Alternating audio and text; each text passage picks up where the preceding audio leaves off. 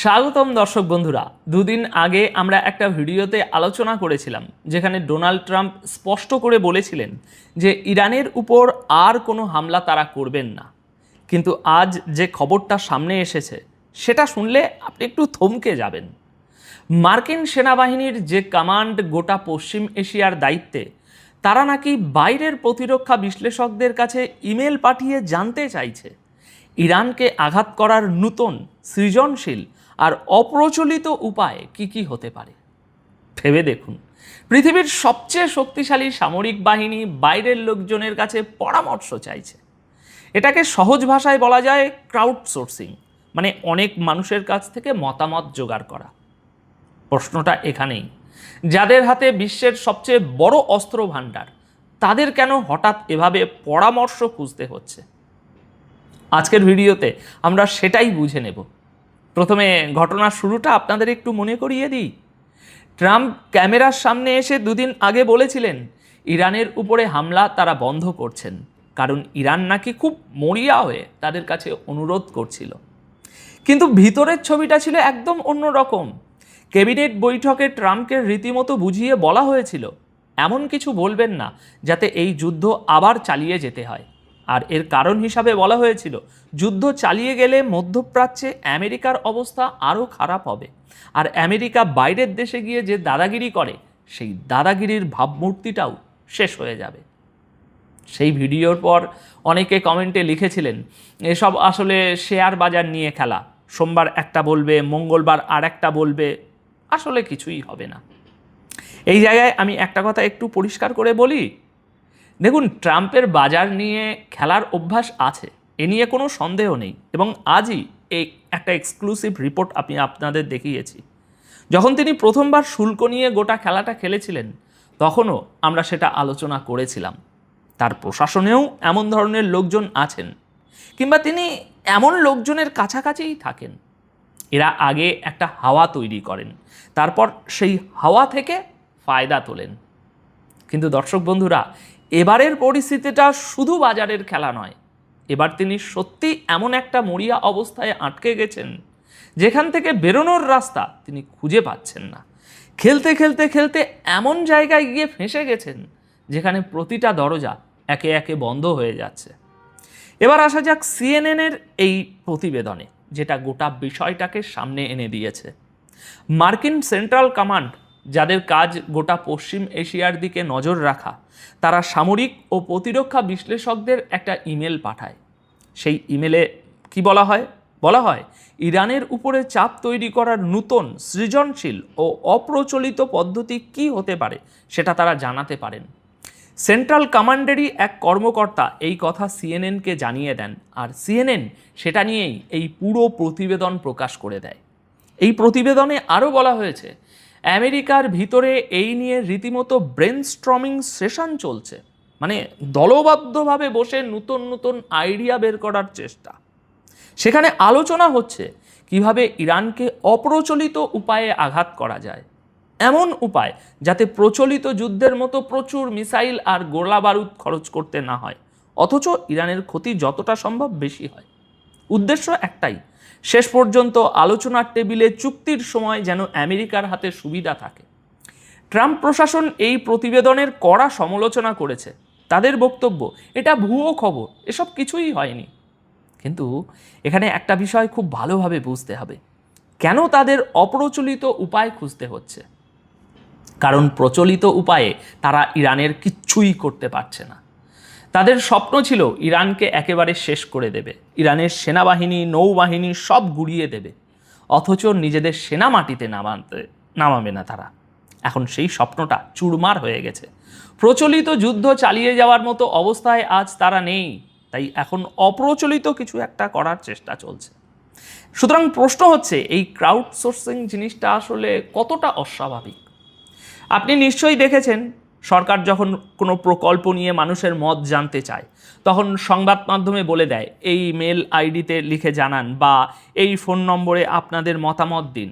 ঠিক সেই কায়দাতেই এখন ইরানকে নিয়ে কাজ হচ্ছে।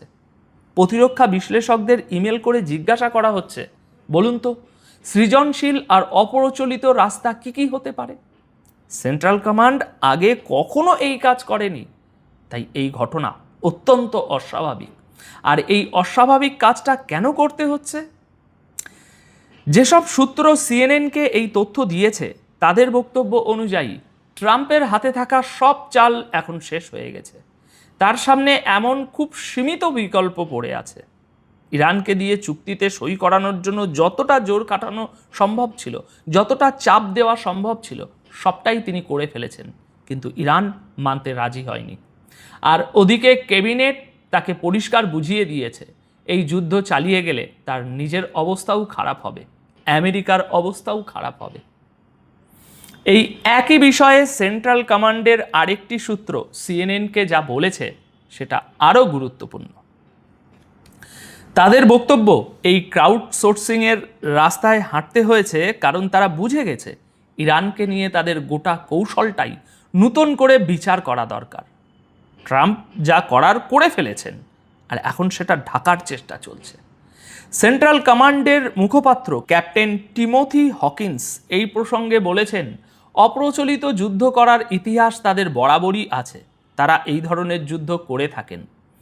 কিন্তু সেই ইতিহাসটা কীরকম একটু দেখে নেওয়া যাক। ইরাকে তারা অপ্রচলিত যুদ্ধ করেছিল কারণ সেখানে তারা ব্যর্থ হয়েছিল। হাতে 60 দিনের একটা সময় থাকে, সেই 60 দিনে কিছু করে উঠতে পারিনি বলেই আইনসভায় গিয়ে বলতে হয়েছিল, আমরা তো যুদ্ধ করছিই না, আমরা অপ্রচলিত যুদ্ধ করছি, আমরা তো সন্ত্রাসবাদের বিরুদ্ধে লড়ছি। তারপরে আবার আফগানিস্তানেও তারা আটকে গিয়েছিল, সেখান থেকে বেরোতেও পারছিল না, ফেঁসে যাওয়ার পরেই অপ্রচলিত পথে যুদ্ধ শুরু করেছিল। সিরিয়াতেও একই জিনিস হয়েছে। তাই এটা আসলে ঢেকে রাখার মতো কোনো বিষয় নয়, গোটা দুনিয়া জানে আমেরিকা যখন খারাপভাবে কোথাও ফেঁসে যায় তখনই এই অপ্রচলিত শব্দটা সামনে আসে। আচ্ছা, এবার আসা যাক সবচেয়ে গুরুত্বপূর্ণ জায়গায়।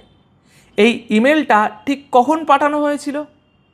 এই ইমেল পাঠানো হয়েছিল ট্রাম্পের সেই বিরাট বিবৃতিটার ঠিক আগে। আপনাদের মনে থাকতে পারে, ট্রাম্প টেলিভিশনের সামনে এসে বলেছিলেন ইরানের উপর তারা এমন হামলা করবেন যা দ্বিতীয় বিশ্বযুদ্ধের পর কেউ দেখেনি। লোকজন বলা বলি শুরু করে দিয়েছিল, তার মানে কি পরমাণু বোমা মারবে নাকি রে ভাই? এমন নজিরবিহীন হামলা যা দুনিয়া কোনো দিন দেখেনি। ট্রাম্প এই কথাটা বলেছিলেন রীতিমতো উৎফুল্ল হয়ে, কারণ ততক্ষণে প্রতিরক্ষা বিশেষজ্ঞদের কাছে ইমেল চলে গিয়েছিল। তার মনে হয়েছিল এবার নিশ্চয়ই খুব অপ্রচলিত কোনো একটা উপায় হাতে এসে যাবে। কিন্তু এই বিবৃতির পরেই সৌদি ক্রাউন প্রিন্স ট্রাম্পকে ফোন করেন। তিনি বলেন, আপনি এমনিতেই আমাদের অনেক সমস্যায় ফেলে দিয়েছেন, এবার আর ওই নতুন করে কোনো সমস্যায়, বড় সমস্যায় ফেলবেন না, আমরা এমনিতেই যথেষ্ট বিপাকে আছি। আপনি যদি নজিরবিহীন কোনো হামলা করেন তাহলে আমরা আরও বেশি বিপদে পড়ে যাব। এরপর ট্রাম্পকে থামতে হয়, তিনি কিছুই করতে পারলেন না, আর হাতে যতটুকু বিকল্প বাকি ছিল সেটাও শেষ হয়ে গেল। এরপর তাদের সামনে একটাই রাস্তা পড়েছিল, হরমুজ প্রণালী। ইরানের আসল শক্তি তো এখন তাদের নৌবাহিনী, যারা জাহাজ চলাচলের উপর আঘাত আনছে। আমেরিকার হিসাব ছিল হরমুজ প্রণালীতে ইরানের সেই ক্ষমতাকে যদি লক্ষ্যবস্তু করা যায় এবং জাহাজ চলাচল মুক্ত করে দেওয়া যায়, তাহলে ইরানকে চুক্তিতে সই করতে বাধ্য করা যাবে। তারা সেই চেষ্টাও করেছিলেন, কিন্তু গোটা পরিকল্পনাটা উল্টে গেল। ইরান পাল্টা অনেকগুলো তেলের ট্যাঙ্কারে আঘাত আনে, আর আমেরিকার অবস্থা আরও খারাপ হয়ে যায়। ফলে সেই কাজটাও তারা করতে পারল না। ট্রাম্প যে চুক্তিতে সই করিয়ে বিজয় ঘোষণা করার স্বপ্ন দেখছিলেন, সেই চুক্তি তিনি করাতে পারলেন না। এরপর থেকে শুধু হুমকি ধুমকি এইসব চলছে। ইরানকে এটা করে দেব, ওটা করে দেব, বাস্তবে কিছুই করতে পারছেন না। বহুবার তারা বলেছেন ইরানের নৌবাহিনী আর সেনাবাহিনীকে পুরোপুরি গুড়িয়ে দেয়া হয়েছে, কিন্তু বাস্তবে ইরান যেমন ছিল তেমনই আছে। এখানে একটা কথা পরিষ্কার বলা দরকার, ইরানের ক্ষতি হয়নি তা কিন্তু নয়, বড় মাপের ক্ষতি হয়েছে, বহু নেতাকে তারা হারিয়েছে, কিন্তু ইরান শেষ হয়ে যায়নি। এবার সবচেয়ে গুরুত্বপূর্ণ প্রশ্ন, আমেরিকা ইরানকে শেষ করতে পারছে না কেন? কারণ আপনি যত খুশি আকাশ থেকে হামলা করুন, ইরানের আসল ক্ষমতা রয়েছে তাদের ওই ভূগর্ভস্থ ঘাঁটিগুলোতে, সেগুলো আপনি খুঁজেই পাবেন না। আর যদি সত্যিই সেগুলো ধ্বংস করতে হয় তাহলে একটাই রাস্তা, মাটিতে সেনা নামানো। আর ট্রাম্প এই ঝুঁকি কোনোভাবেই নিতে চান না। ইতিমধ্যেই আমেরিকার 18 জন সেনা মারা গেছেন, আর যতক্ষণ না মাটিতে সেনা নামছে ততক্ষণ ইরানকে হারানো যাবে না। এই সত্যটা ট্রাম্পের কাছেও পরিষ্কার হয়ে গেছে এতদিনে। আর ঠিক এখানেই পুরো বিষয়টা নতুন মোড় নিচ্ছে। সূত্র বলছে এই যুদ্ধ নিয়ে ট্রাম্পের প্রত্যাশা এমনভাবে শেষ হয়ে গেছে যে তাকে বলতে শোনা গেছে, অন্তত একটা প্রতীকী বিজয় এনে দাও। তার যুক্তি, হেরে যাওয়া মুখ নিয়ে তো তিনি বাইরে যেতে পারবেন না। কিন্তু প্রতীকী জয় বলতে কি বোঝানো হচ্ছে? মানে এমন কোনো পরমাণু কেন্দ্রে আঘাত করা, যেমনটা গত বছর করা হয়েছিল। উদ্দেশ্য একটাই, এমন একটা পরমাণু স্থাপনায় আঘাত করা যাতে বাইরে গিয়ে বলা যায়, দেখুন আমরা ইরানের পরমাণু ক্ষমতা পুরোপুরি শেষ করে দিয়েছি। অথচ বাস্তবে ইরানের পরমাণু কর্মসূচিও তারা শেষ করতে পারেননি। হরমুজ প্রণালী থেকেও ইরানকে সরাতে পারেননি। তাই প্রতীকী জয় ছাড়া তাদের হাতে আর এই মুহূর্তে কিছুই অবশিষ্ট নেই। এখন প্রশ্ন হচ্ছে, এই অপ্রচলিত যুদ্ধের পুরো পদক্ষেপটা আসলে কেন নেওয়া হচ্ছে? একটা সূত্রের দাবি, ট্রাম্প বৈঠকের ভিতরে বলেছেন, অপ্রচলিত উপায়ে যদি ভালো কিছু করে ফেলা যায় এবং ইরানের উপরে চাপ পড়ে, তাহলে অন্তত আলোচনার টেবিলে নিজেদের দাবিগুলো জোরের সঙ্গে রাখা যাবে। কারণ এই মুহূর্তে তারা নিজেদের দাবিগুলোই জোর দিয়ে রাখতে পারছেন না, উল্টে ইরানের সব কথা তাদের মেনে নিতে হচ্ছে। হরমুজ প্রণালীকে ঘিরে ইরান আমেরিকার উপর এতটাই চাপ তৈরি করে ফেলেছে, ফলে আমেরিকা এখন নিজেদের সবচেয়ে দুর্বল জায়গায় দাঁড়িয়ে আছে। তাহলে গোটা ছবিটা কি দাঁড়ালো দর্শক বন্ধুরা? যে দেশ বলেছিল দ্বিতীয় বিশ্বযুদ্ধের পর সবচেয়ে বড় হামলা করবে, সেই দেশকে আজ বাইরের বিশ্লেষকদের কাছে ইমেল করে উপায় জানতে হচ্ছে। প্রচলিত যুদ্ধে তারা ইরানকে নত করতে পারেনি, মাটিতে সেনা নামানোর ঝুঁকি নিতে চাইছে না, আর চুক্তির টেবিলেও তাদের হাত দুর্বল।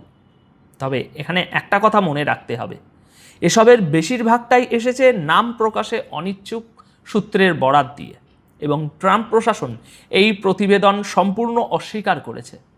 তাই সামনের দিনগুলোতে নজর রাখতে হবে, এই অপ্রচলিত পথ থেকে সত্যিই নতুন কিছু বেরোয়, নাকি শেষ পর্যন্ত একটা প্রতীকী জয়ের ঘোষণাতেই গোটা ব্যাপারটা শেষ হয়। এবার আপনাদের কাছে আমার প্রশ্ন, আপনাদের কি মনে হয় আমেরিকা সত্যিই বিকল্পহীন হয়ে পড়েছে, নাকি এই ক্রাউডসোর্সিংয়ের খবরটাও চাপ তৈরির আরেকটা কৌশল? কমেন্ট করে আপনাদের মতামত অবশ্যই জানাবেন। আপাতত এই প্রতিবেদন তাহলে এখানেই শেষ করছি।